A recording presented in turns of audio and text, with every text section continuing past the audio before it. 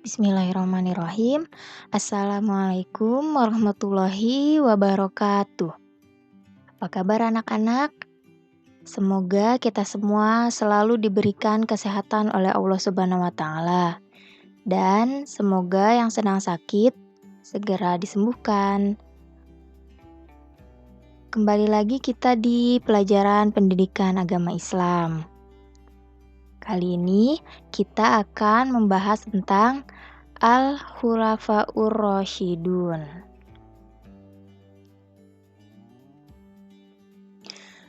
Al-Khulafaur Rasyidun secara bahasa berasal dari kata khulafa'u yang artinya pengganti dan Rasyidun yang artinya mendapat petunjuk. Jadi terdiri dari dua kata ya, yang pertama khulafa'u dan yang kedua Rasyidun. Jadi, Al-Khulafaur Rasyidun adalah orang yang ditunjuk sebagai pengganti yang selalu mendapat petunjuk dari Allah Subhanahu wa taala. Nah, itu pengertian secara bahasa. Secara istilah, Al-Khulafaur Rasyidun adalah pemimpin umat Islam dan kepala negara yang selalu mendapat petunjuk dari Allah untuk meneruskan perjuangan dakwah Rasulullah SAW. Jadi, Khulafaur Rasyidun ini adalah pengganti kepala negara dari Rasulullah SAW ya. Jadi setelah Rasul wafat, kemudian kepala negaranya ini diganti oleh Khulafaur Rasyidun. Ya, jadi hanya status kepala negaranya saja, tapi status Rasulnya tidak diganti gitu, tidak dapat diganti. Yang diganti itu hanya status pemimpinnya atau kepala negaranya ya. Al-Khulafaur Rasyidun dipilih berdasarkan hasil dari musyawarah dan kesepakatan bersama seluruh kaum muslimin pada saat itu.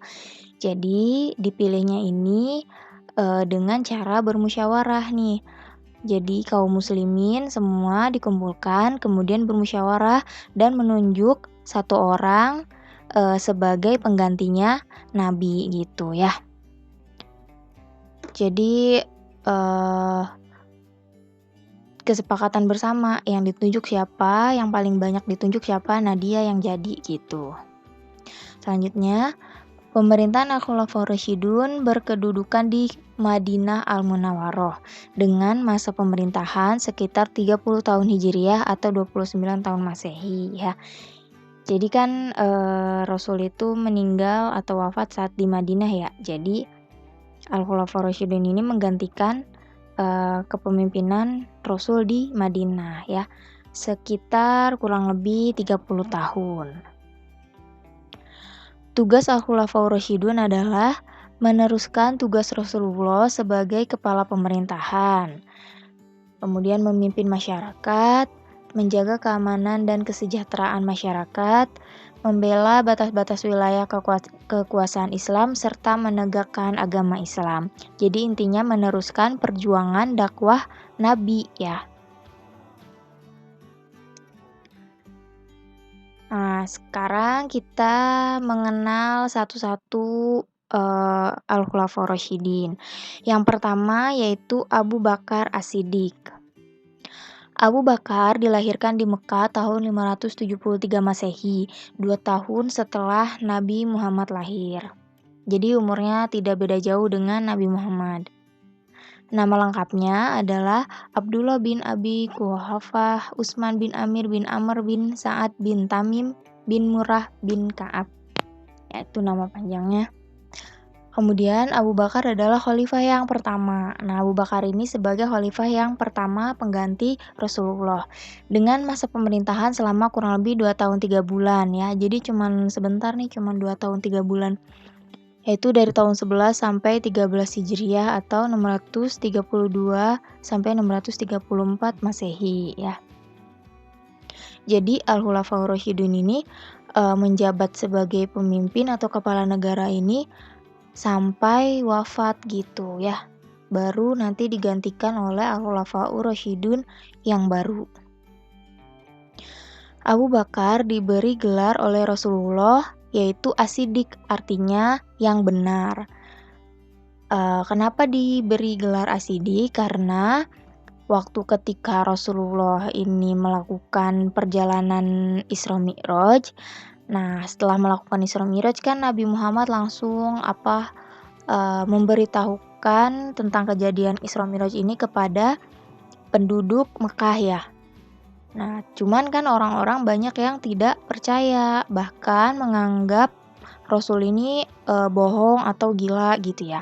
Tapi di sini Abu Bakar ini langsung mempercayai gitu, langsung membenarkan apa yang dikatakan oleh Rasulullah tentang Isra Mi'raj. Maka Abu Bakar ini diberi gelar oleh Rasul As-Siddiq ya.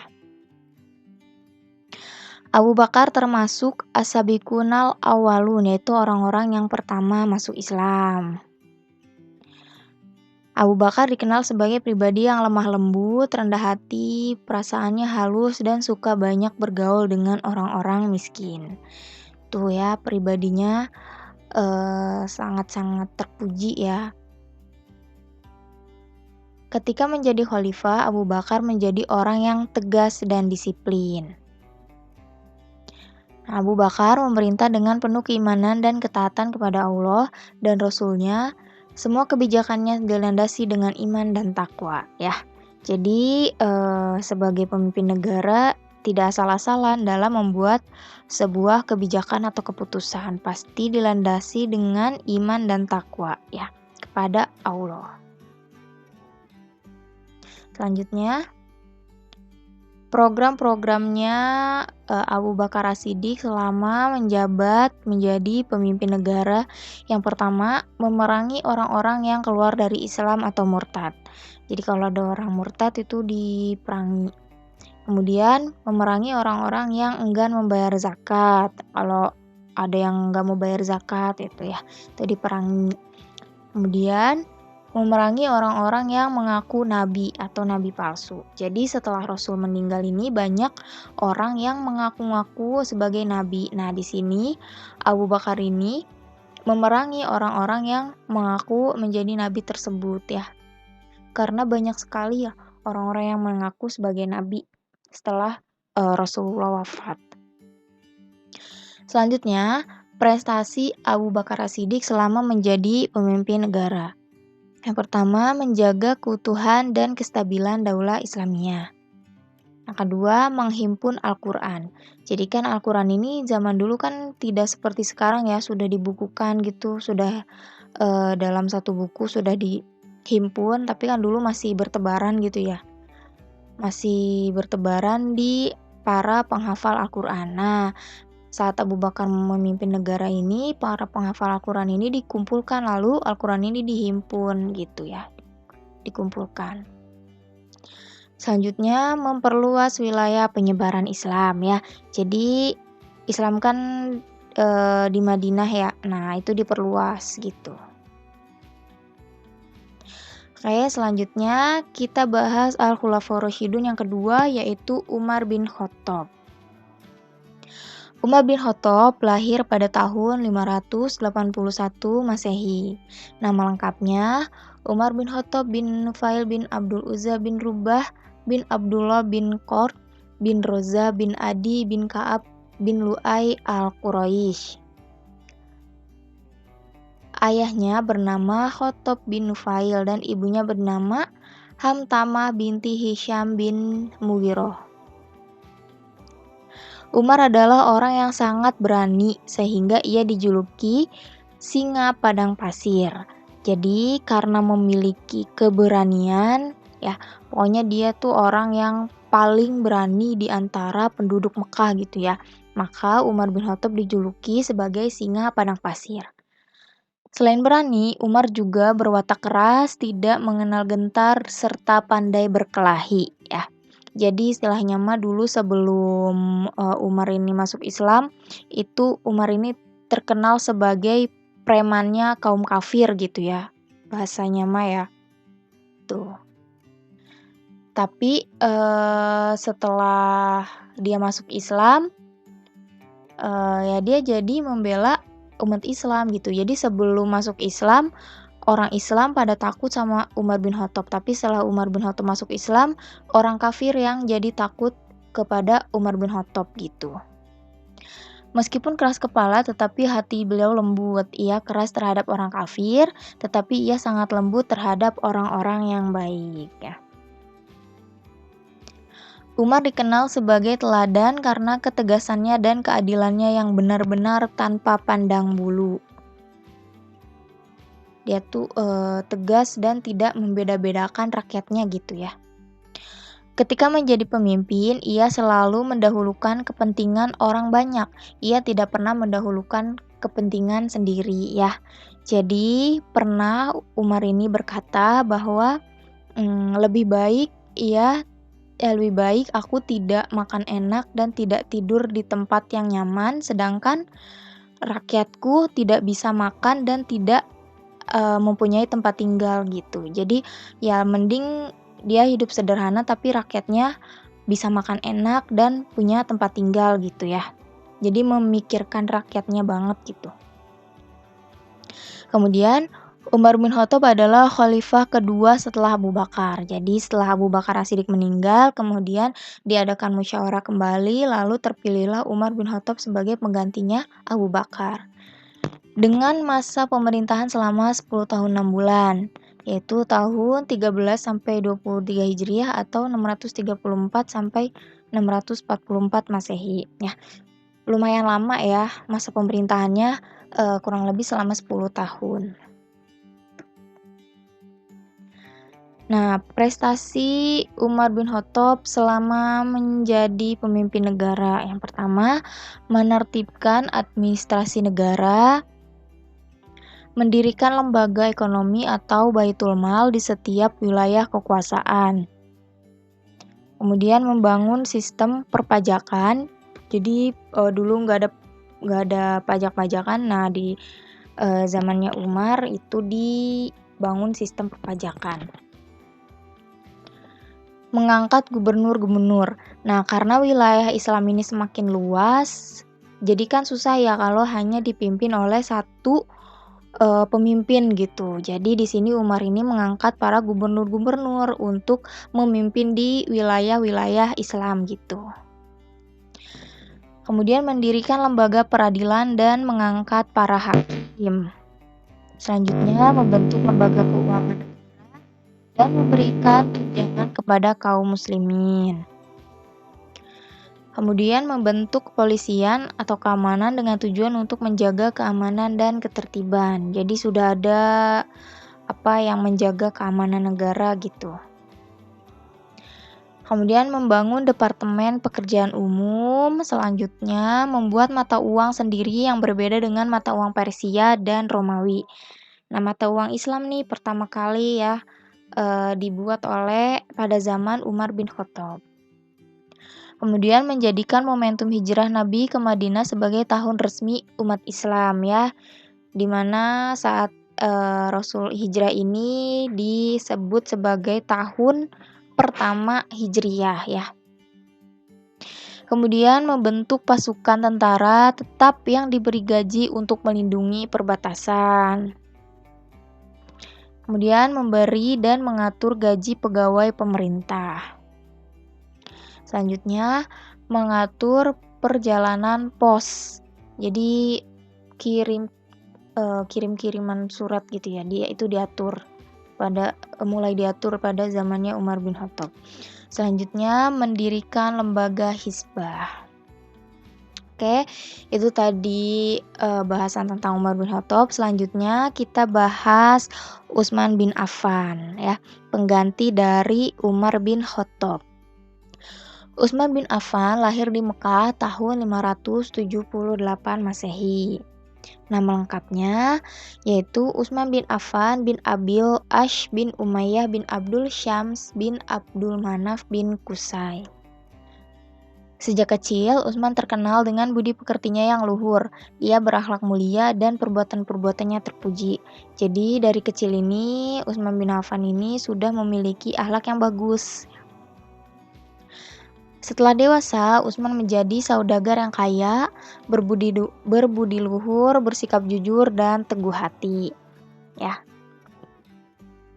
Karena dari kecil memang sudah dididik oleh orang tuanya dan orang tuanya pun orang punya gitu. Jadi setelah dewasa, Usman ini menjadi pedagang yang kaya raya. Lalu, sifatnya atau akhlaknya juga terpuji atau baik. Kemudian Usman adalah saudagar kaya yang dermawan. Jadi walaupun Usman ini kaya, tetapi dia dermawan, sering berbagi itu. Ia tidak segan-segan mengeluarkan kekayaannya untuk kepentingan agama dan masyarakat umum. Jadi banyak hartanya Usman ini yang dikeluarkan untuk kepentingan, masyarakat ya. Utsman bin Affan adalah khalifah ketiga setelah Umar bin Khattab. Jadi setelah Umar bin Khattab wafat, kemudian diadakan musyawarah kembali dan terpilihlah Utsman bin Affan sebagai penggantinya Umar bin Khattab.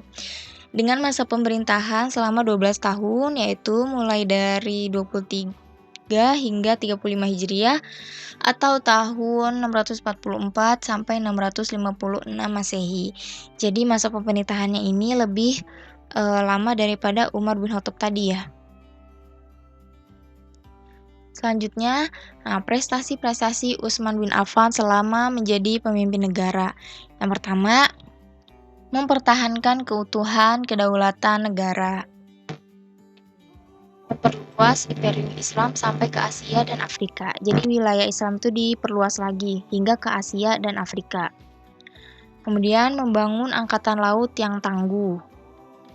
Terakhir, menggandakan Al-Quran yang dikenal dengan sebutan Mushaf Utsmani. Nah, jadi kan tadi Al-Quran mulai dihimpun pada masanya Abu Bakar. Nah, di masanya Utsman ini, Al-Quran yang sudah dihimpun tadi diperbanyak ya, dibukukan kemudian diperbanyak ya. Sehingga sekarang kan kita sering dengar Mushaf Utsmani ya. Nah, itu Al-Quran, pengganda Al-Quran pada zaman Utsman bin Affan gitu. Jadi disebutnya Mushaf Utsmani ya. Nah, itu tadi prestasi-prestasinya Utsman bin Affan. Kemudian sekarang kita akan membahas Al-Khulafaur Rasyidun yang terakhir ya, yaitu Ali bin Abi Thalib. Penggantinya Utsman bin Affan. Ali bin Abi Thalib lahir di Mekah tahun 603 Masehi. Nama lengkapnya Ali bin Abi Thalib bin Abdul Muthalib bin Hashim bin Abdi Manaf bin Qusay bin Kilab bin Murrah bin Kabah bin Lu'ay bin Ghalib bin Fibrin al-Quraisy. Ali adalah sepupu Nabi Muhammad SAW dan menantunya setelah menikah dengan Fatimah. Jadi Ali bin Abi Thalib ini keluarganya Nabi ya, yaitu sepupunya Nabi Muhammad ya. Tahu anak dari pamannya Nabi ya, anak dari pamannya Nabi. Kemudian saat sudah dewasa, Ali ini menikah dengan putrinya Nabi Muhammad yaitu Fatimah, maka menjadi menantunya Rasulullah.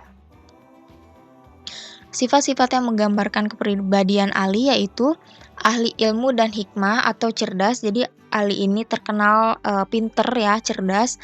Kemudian sederhana, pemberani, tangkas, adil, penyayang, toleran, dan sabar. Ali adalah salah seorang ilmuwan yang sangat cerdas ya. Rasulullah sampai mengatakan, "Ana madinatul ilmu wa aliyu babuha." Saya adalah kota ilmu dan Ali adalah pintu gerbangnya, karena saking cerdasnya ya. Kemudian Ali sangat terkenal karena keberaniannya dan ketegasannya. Dalam menumpas pemberontakan, Ali menjadikan perang sebagai jalan yang terakhir ketika jalur diplomasi atau jalan damai sudah tidak dapat dicapai ya. Jadi Ali ini sangat berani itu ya.